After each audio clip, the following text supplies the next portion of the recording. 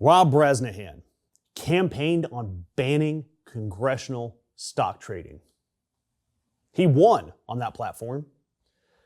And then he went on to make more than 600 trades in his first year in office. And of course, he signed legal disclosure forms saying that he had zero input on any of those trades.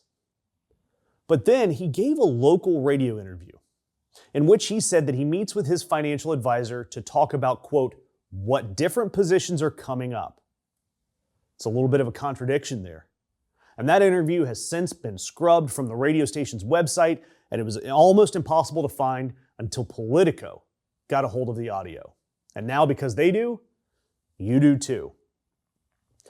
And because of all that, we now have a specific, on-the-record contradiction between a legal document signed by a congressman and what he said out loud publicly to a radio host when he assumed no one in government, no one in D.C. was listening. The government doesn't care about you. They only care about themselves and their bank accounts. And that's the important part about this story.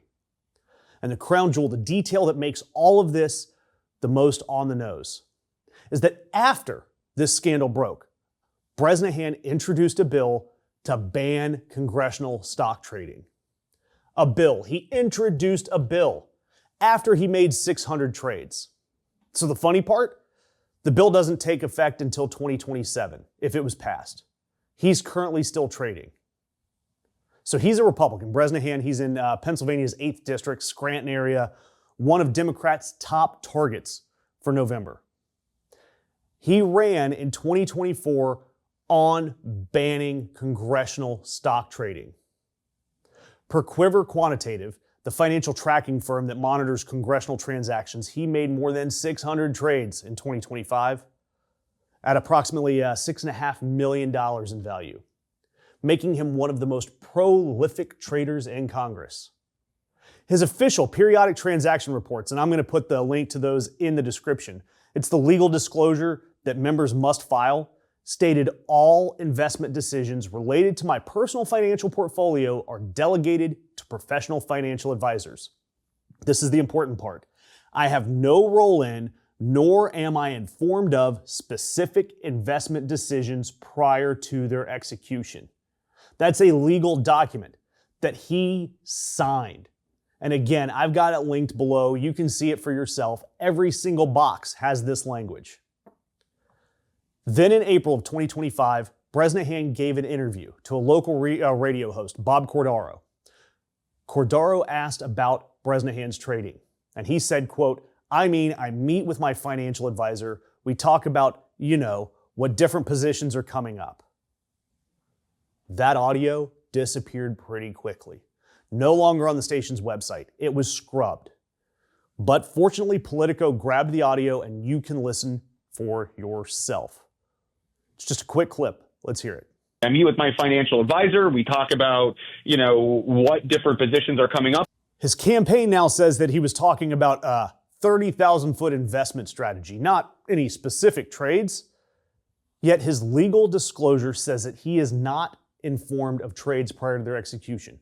That's it. What positions are coming up is being informed about trades prior to their execution. Both of those things cannot be simultaneously true. One of them is on a legal document with his name signed on it.